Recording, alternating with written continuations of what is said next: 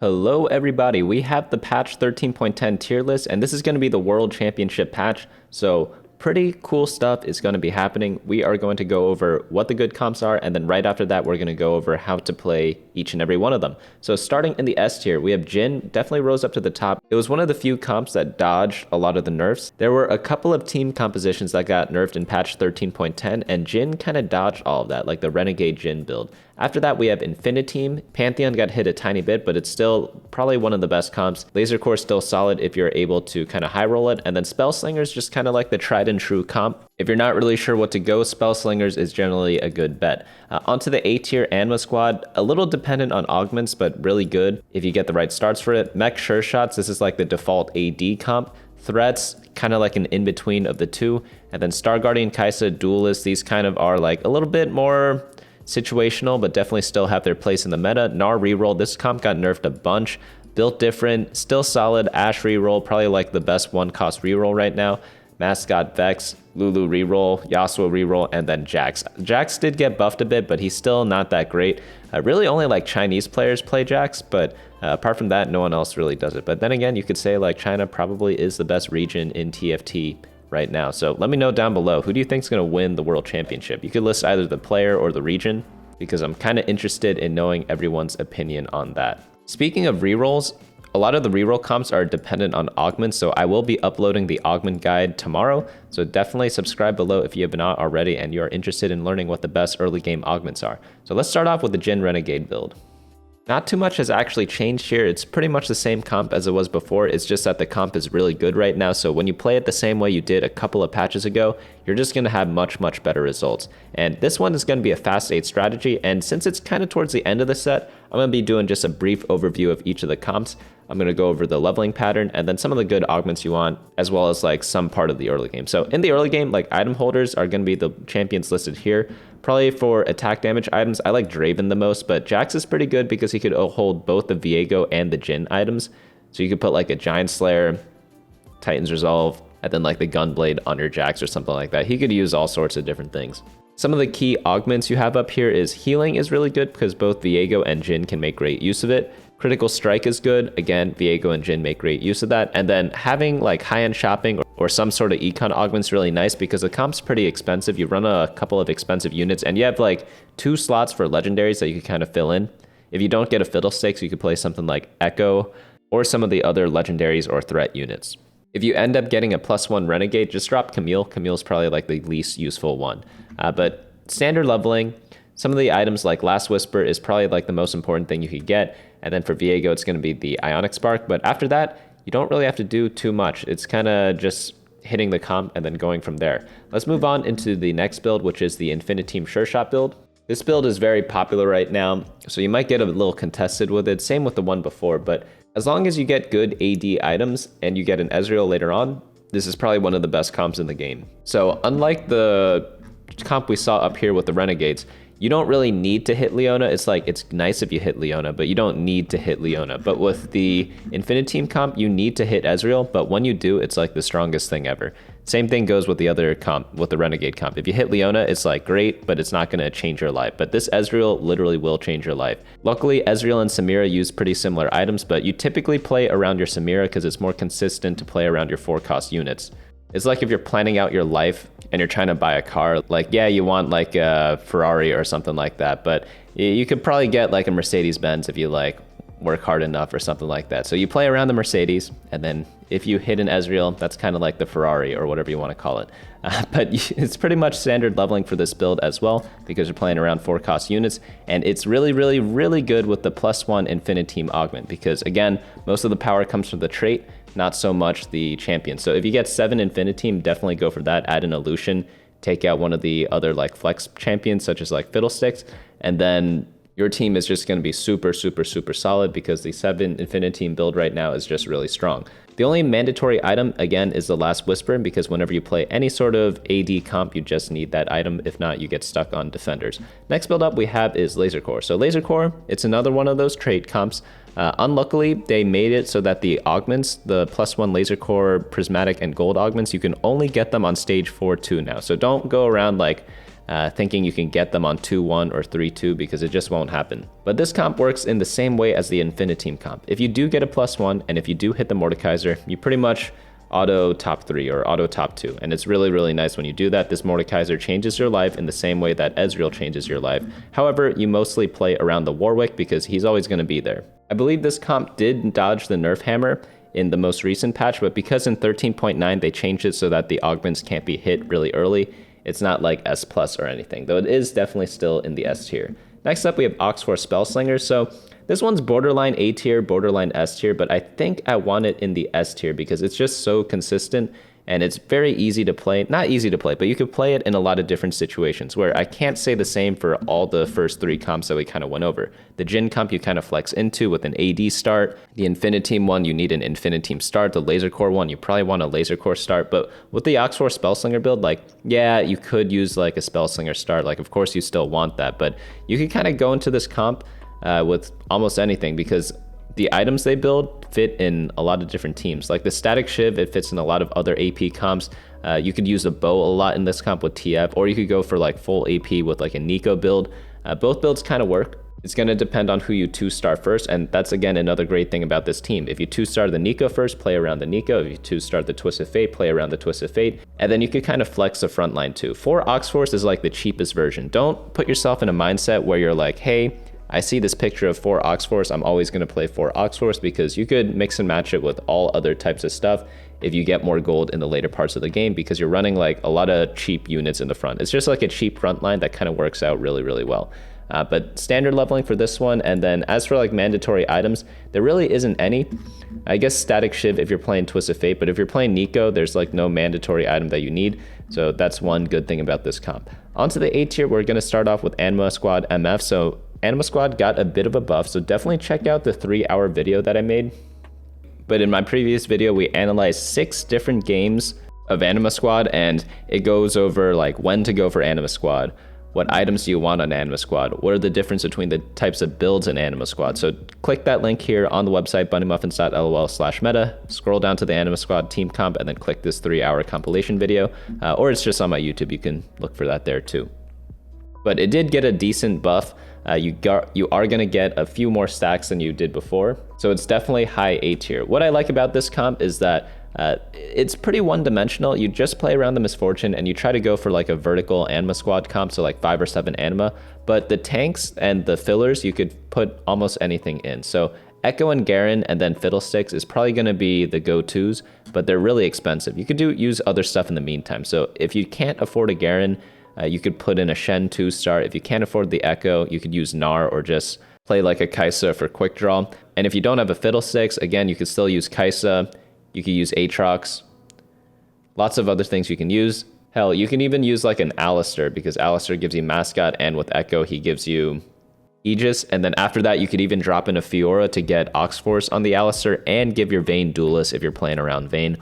Maybe you play around Vayne in the mid game, or you get Spread Shot and then she becomes your main carry. So that's another thing. In this video, I go over like the best stuff for like Spread Shot, Vayne, all those things there. So definitely check that out if you want like even more details on the Anima Squad comp. For items, Spear of Shojin's most important, and then that's pretty much it.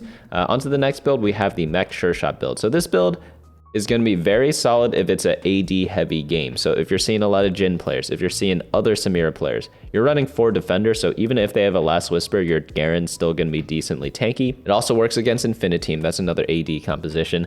But whenever you have a lot of tank items, you can consider going for Mech Sureshots. So I've said this before, but a common misconception about itemization in this build is focusing on the Samira items, and most cases in most teams you focus on the damage items. So that's true for all the first comps that we went through. So Jhin, we say go for the Last Whisper. Infiniteam, Last Whisper. Lasercorps, I guess we didn't really say a critical item for them there, but they don't really use any tank items. And then Spellslinger, you want like the Static Shiv for your TF. Anima Squad, you want the Shojin for your MF. But in the Mech Sureshot build, you want to focus more on your Garen items. So you want like some sort of pure tank items, and something with preferably a little bit of healing, especially like percent health healing. That's why both Redemption and Dragonclaw are really good on Garen.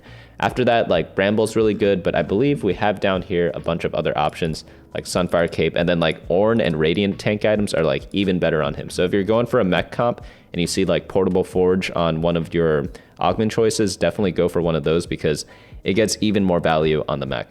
Other than that, this just plays like any other sure shot comp. You play around your Samira and then you cap off the game with an Ezreal.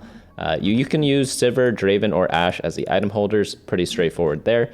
And standard leveling pattern for this comp as well. Onto threats, this is just standard leveling. You could play this with mech tank line as well. So you could do Aesol and Bel'Veth carry with the Garen frontline instead of like the threats you see here. Or you can just play all the threats if you get like threat level maximum. Next comp up we have is Star Guardian Kai'Sa. This comp is definitely a lot weaker than it was before, but it's still playable. You're just going to need a bit of a better start to kind of really make it work. So most important item is just Static Shiv on Kai'Sa, and then if you get any of the good like Rel augments, any of the good Kai'Sa augments, that's where this comp gets a lot of its power from. So one good thing about the Star Guardian Kai'Sa comp is that you have a lot of good augment options at every unit level, whereas other comps you're like, oh, I really could only use like the 3 or 4 cost augments, or like this one I only want the 1 or 2 cost. This particular comp, the Star Guardian Kai'Sa, kind of uses stuff from everything, so that's one of the good things about this comp, and it gets a lot more powerful with Star Guardian emblem. It's like S tier with the Star Guardian emblem and then like A tier without it.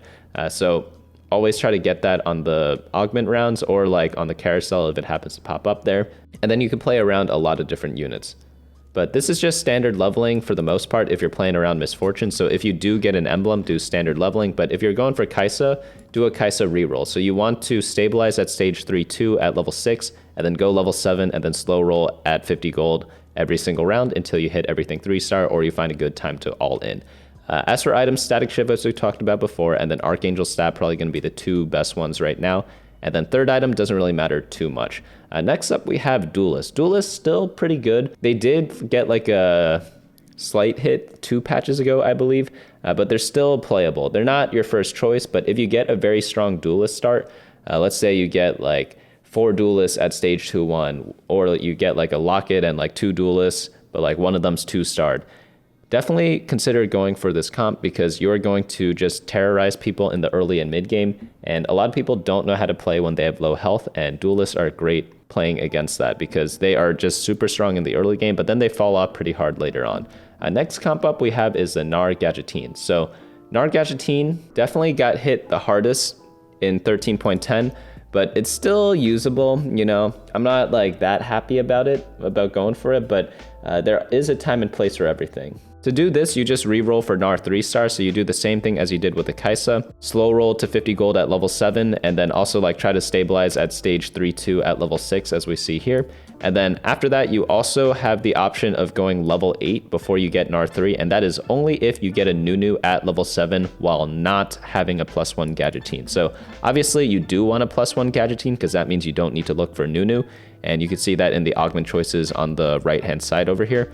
However, that doesn't always happen. You don't always get those augments, but sometimes you do get the Nunu, and in those cases, you want to go to level 8 in order to fit Nunu in, because here we have 1, 2, 3, 4, 5, 6, 7, 8 champions, so you have to be level 8 to fit in this team comp with the 5 Gageteen. But if you have the +1 Gageteen, it's so good because it allows you to stay at level 7, but it's kind of hard to get because you can only get it on stage 4-2. One thing to keep in mind, if you're running Morgana, you do not need a Last Whisper. The previous Gnar build, you wanted Last Whisper, so everyone was building it on him.